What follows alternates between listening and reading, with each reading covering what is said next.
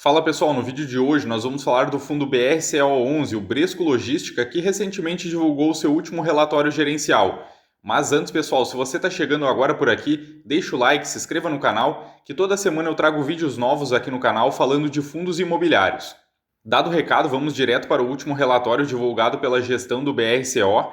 Para quem não conhece muito bem o fundo, o BRCO11 é um fundo de galpões logísticos e atualmente conta com 12 propriedades e com uma área bruta locável de 472 mil metros quadrados.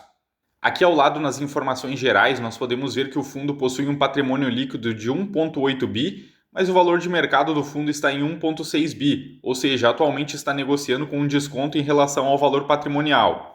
Agora, olhando para a DRE do fundo, como nós podemos ver aqui, as receitas do BRCO vêm aumentando nos últimos meses, sendo que em dezembro o total de receitas foi de quase 18 milhões, mas o mês de dezembro ocorreu também a cobrança da taxa de performance, e isso acabou aumentando o total de despesas e, consequentemente, diminuiu o resultado do fundo, que normalmente ficava nessa faixa de 14, 15 milhões, ficando em dezembro com um resultado de um pouco menos de 12 milhões.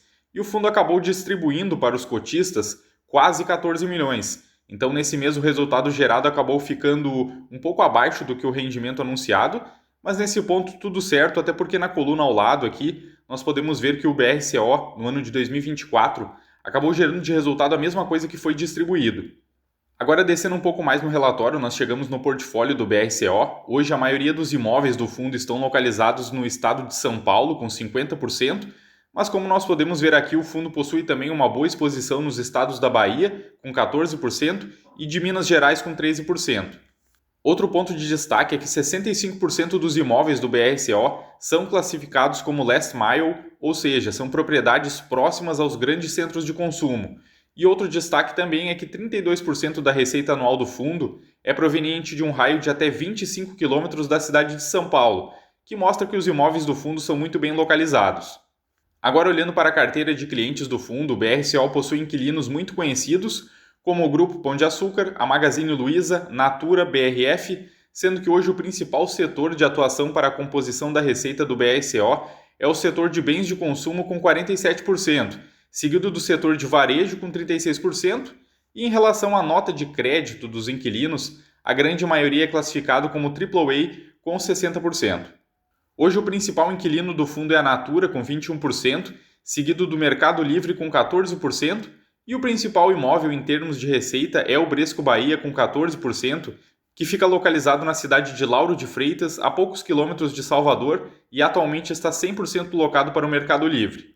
Mais alguns destaques aqui no relatório: o prazo médio dos contratos de locação são de 5 anos, mas somente 37% dos contratos são atípicos, que são aqueles contratos mais longos e com multas mais pesadas para desocupar o imóvel, e atualmente o BRCO está com 0% de vacância, ou seja, todos os imóveis do fundo estão ocupados. E mais abaixo aqui a gestão até traz de forma discreta que hoje a vacância financeira do BRCO está em 4,4%. Isso acontece porque muitas vezes o inquilino acaba negociando uma carência para começar a pagar o aluguel. Então, por exemplo, o inquilino entra hoje em um imóvel, mas negocia para começar a pagar o aluguel daqui a 2 meses. Então, conforme for passando os meses, essa vacância financeira deve diminuir. Como eu já havia mencionado, somente 37% dos contratos são atípicos e 63% são contratos típicos, e todos esses contratos são reajustados pelo IPCA. Em relação aos vencimentos, 68,5% dos contratos vencem de 2028 em diante e somente 4,4% dos contratos vencem agora em 2025.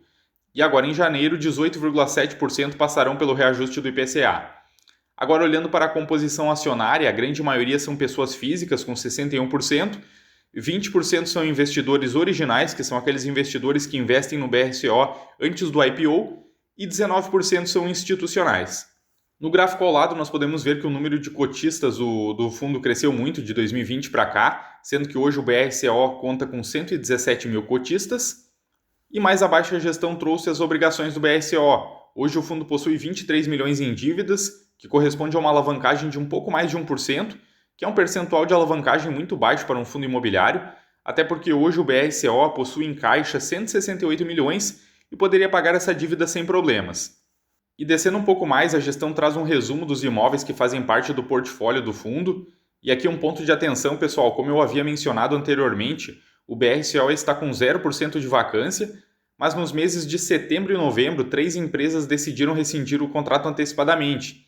No imóvel de Contagem, conforme fato relevante de novembro, a Americanas decidiu rescindir o contrato, mas esse contrato prevê um aviso prévio de 9 meses para desocupação, além de uma indenização de 6 meses de aluguel, e esse contrato representa 3,4% da ABL do fundo. E no imóvel de Canoas, 2 empresas decidiram rescindir também. A Natura anunciou a rescisão em setembro, mas esse contrato prevê um aviso prévio de 6 meses e mais 6 meses de multa de aluguel, sendo que esse contrato representa uma ABL de 4,4%. E também em Canoas, a empresa FM Logistic rescindiu o contrato que representava uma ABL de 2,7%.